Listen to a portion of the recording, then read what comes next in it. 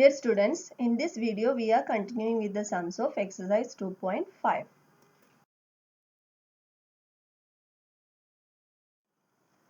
Question number 3 of exercise 2.5. Find the cofactor of the matrix 5, 8, 7, minus 1, minus 2, 1, minus 2, 1, 1. Then solution is, let A is the matrix 5, 8, 7, minus 1, minus 2, 1, minus 2, 1, 1. Then to find the cofactor, first we have to calculate the minors of each element Aij. So Mij, the definition of minor is Mij is the representation which is the determinant obtained by ignoring ith row and jth column. And the cofactors of the element Aij is capital Aij, which is equal to minus 1 raised to I plus j into Mij. So let us see each element. First make 3 columns. This will be easy for your calculation. So first column elements are written. So I considered the first row. A11 equal to 5. A12 is equal to 8. A13 is equal to 7. You can observe that the matrix has the first row 5, 8, 7. A11, A12, A13. Now we will calculate the minors Mij. So corresponding to the element A11, the minor is M11, which is the determinant obtained by ignoring the first row and first column. First row and first column delete and find the remaining determinant minus 2, 1, 1, 1. So the minor is the determinant minus 2, 1, 1, 1 and find its value. We know how to find the value of a 2 by 2 determinant. Minus 2 into 1 minus 1 into 1. Cross multiplication and subtraction. So the value is minus 3. Now corresponding cofactor is capital A11, which is given by the formula minus 1 raised to 1 plus 1. In place of I plus j we have here 1, 1. So we will add 1 plus 1 into value of the minor M11 is minus 3 in this column. We have already got the value minus 3. So you will get the value as minus 3. Here you have to be more careful about the sign. This raised to 1 plus 1 means it's an even number. So negative 1 raised to even number is always positive. So the remaining part will come as the answer. And if it is an odd number, then one more negative will be there. So it will be positive if it is an odd number. So next one A12 is 8. So corresponding minor is by ignoring the determinant obtained by ignoring the first row and second column. First row is this one and second column is. So the remaining elements are minus 1, 1, minus 2, 1. So the determinant we will calculate and get the value. Minus 1 into 1 is minus 1. Minus 2 into 1 is minus 2. So it will be plus equal to 1 and corresponding cofactor A12 is minus 1 raised to 1 plus 2 into 1 minus 1 raised to 1 plus 2. 1 plus 2 is 3. So it's an odd number. So negative 1 raised to an odd number will be negative and that negative 1 into 1 is negative 1. Now A137 corresponding M13 you will calculate by ignoring the first row and third column. First row, third column. So the remaining determinant is minus 1, minus 2, minus 2, 1. Calculate its value. This is minus 5. Corresponding cofactor A13 is minus 1 raised to 1 plus 3. So minus 1 raised to 1 plus 3 is 4. So it's an even number. So this part completely will be positive. So the answer is minus 5 only. Now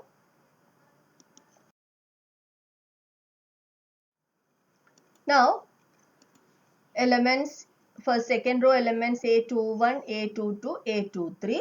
So corresponding minus M21, M22, M23 which is obtained by ignoring corresponding rows and columns. That is A21 means you have to ignore second row and first column. So the remaining determinant you will get as 8, 7, 1, 1. Find its value 1. Corresponding cofactor is minus 1. And A22 minus 2 corresponding minor M22 and get the value 19. So the cofactor value is also 19 here. Similarly, you will find all the values. This is the third element of the second row and get its minor, and the cofactor is minus 21. Here you can see that there is no minus sign in the minor, but there is negative sign in the cofactor, because negative 1 raised to 2 plus 3. 2 plus 3 is 5. It's an odd number. So negative 1 raised to an odd number is negative 1. So that negative 1 into 21 is equal to minus 21. Now A31, A32, A33 are the third row elements, and M31, M32, M33 are the corresponding minus, and the values are obtained here, and corresponding cofactor values are here. Now it is given that find the cofactors, but we have to form the matrix of cofactor. That is, we will write the corresponding elements in the matrix form. A11, A12, A13, A21, A22, A23, A31, A32, A33. This is the matrix of cofactors.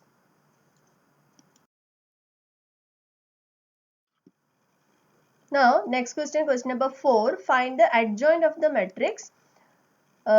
Matrix 1, minus 1, 2, minus 2, 3, 5, minus 2, 0, minus 1. Now, let A is the matrix. 1 minus, we will give the name A, and find the minors and cofactors as in the previous question. Make 3 columns and write the first row elements here. Then corresponding minors are obtained. Minus 3, 12, 6 and minus, and corresponding cofactors A11, A12, A13. So these are related with the first row. Then we will go to the second row. Second row elements A21, A22, A23, that is minus 2, 3, 5, and corresponding minus are calculated as 1, 3, minus 2. Then as per the exponent odd or even, accordingly we will get the number or cofactor as negative or positive. And A21 is minus 1, A22 is plus 3, A23 is 2. Now, third row elements are written A31, A32, A33, minus 2, 0, minus 1, and corresponding minus M31, M32, M33, that is minus 11, 9, 1. Corresponding cofactors A31, A32, A33. Capital letters are used here, and values are minus 11, minus 9 and 1. Now we will write the cofactor matrix first, then find the adjoint. Cofactor matrix are A11, A12, A13, A21, A22, A23, A31, A32, A33. So corresponding elements are written in this matrix form, that is matrix of cofactors or cofactor matrix. And the adjoint of A is the transpose of this matrix. Transpose means the row will come as the column, and first row will be first column, second row will be second column, and third row will be third column. So that is the adjoint, that is transpose of the cofactor matrix.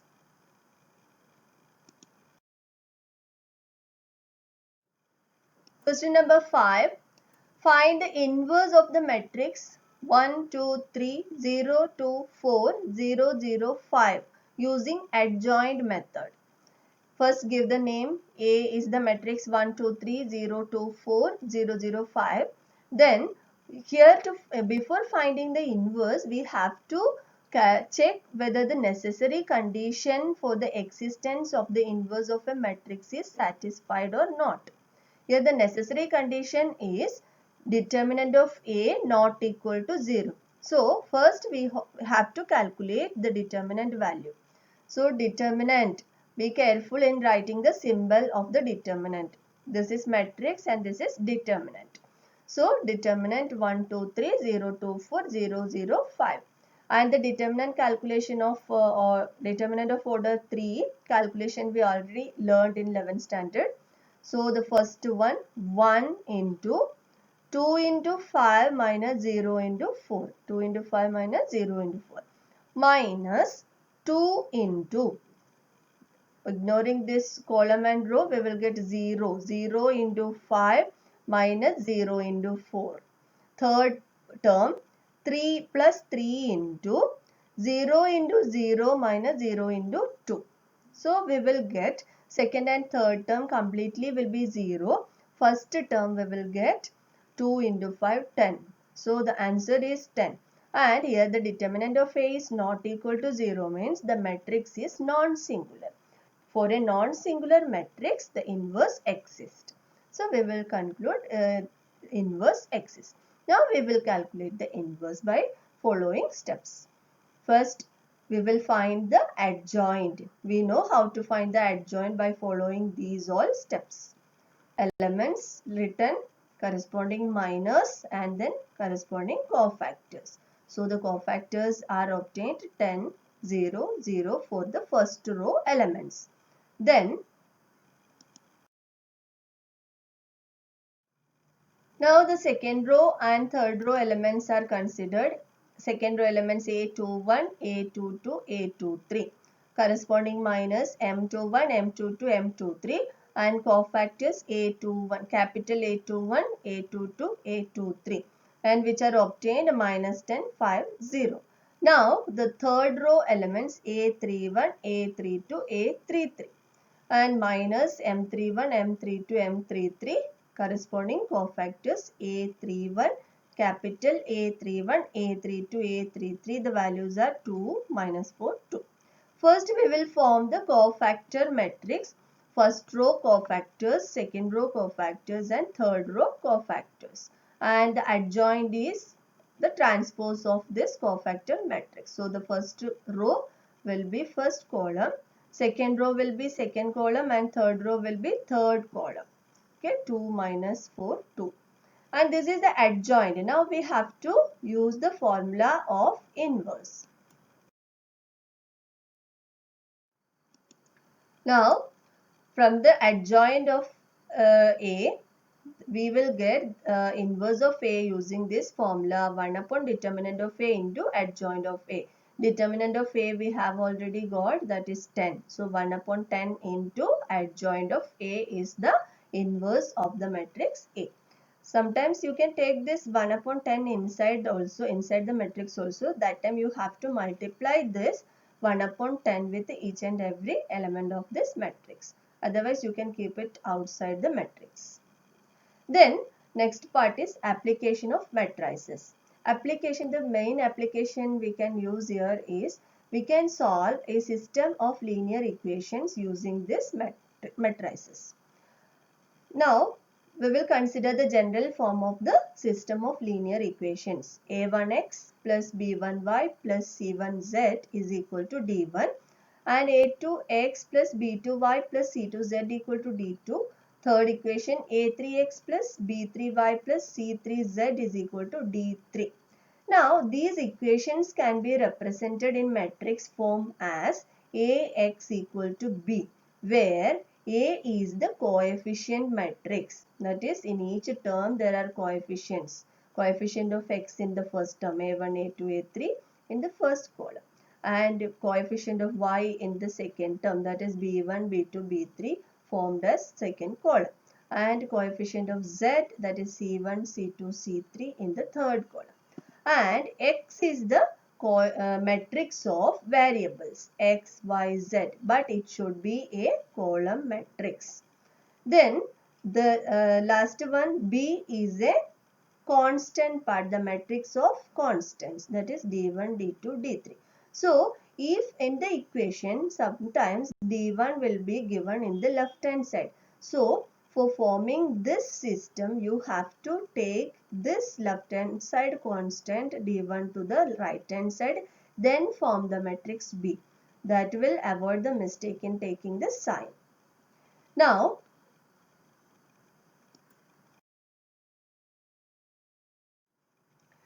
here, let us verify that the matrix form Ax equal to B gives the given system of equations.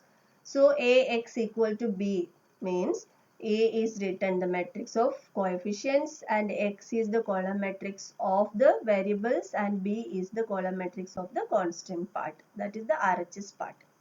Now using the matrix multiplication, see first row we will get using this first row. So A1 into X plus B1 into Y plus C1 into Z will be the first element, but there are no more columns here, that's why we have to stop multiplying the first row. Now we will get the second row element by taking the second row of this first matrix. A2x plus B2y plus C2z. And the third row A3x plus B3y plus C3z. And the right hand side is D1, D2, D3. So you can remove this. You can first write this in matrix form and then remove the matrix, because we can equate the corresponding elements because these two matrices will be equal. So the first element is A1x plus B1y plus C1z, which is equal to the first element of the right hand side matrix. Similarly, we will get this system of equations.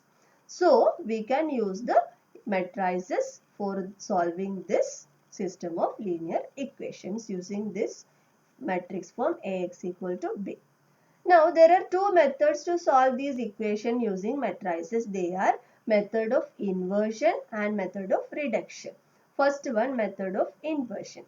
Method of inversion includes solving the equation by using the inverse of the coefficient matrix.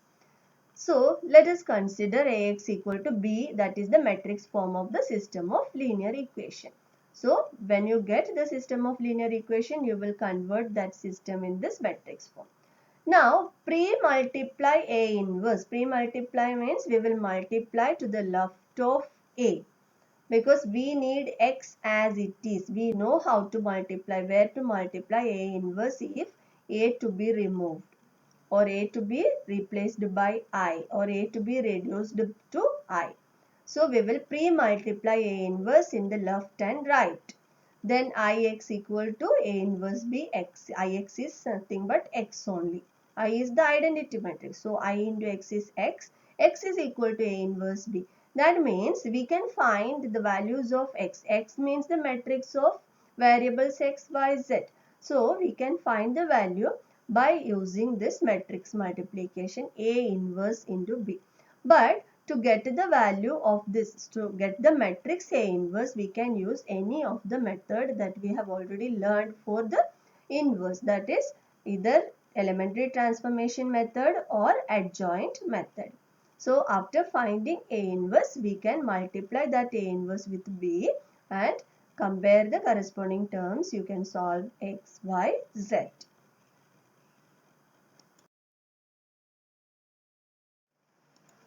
Now the second method is method of reduction.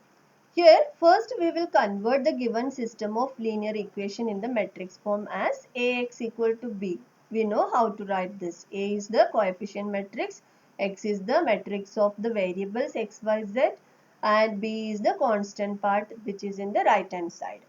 Now we will reduce the matrix A into an upper triangular matrix or lower triangular matrix by using suitable row transformation. Note that row transformation only can be applied here. We cannot apply column transformation as A is a prefactor. That is, A is multiplied in the left hand side. So we have to change or reduce this A. That's why we will apply only row transformation. If A is in the right of X and A has to be reduced, then we will apply the column transformation. Here we will apply only row transformation. Now the same row transformation we should apply in the right hand side B also. Then B also will be changed into another matrix. After reducing into upper or lower triangular matrix, then we will again rewrite this matrix form into system of linear equations. But at the time, the equations will be reduced into simpler forms so that we can solve it easily. We know in the lower triangular or upper triangular matrix, the third row or any one of the row will contain only one non-zero element. that you will understand easily when we solve this sum. So one single element will be there in the upper triangular or lower triangular element. And in the other row, there are two non-zero elements, and in the third row, there are three. So we can solve it easily by comparing the corresponding elements in the LHS and RHS of the equation. Now these equations, after solving this equation, we will get the value of x, y, z. That is method of reduction. Now sums on this application of matrices will be solved in the next video. Thank you.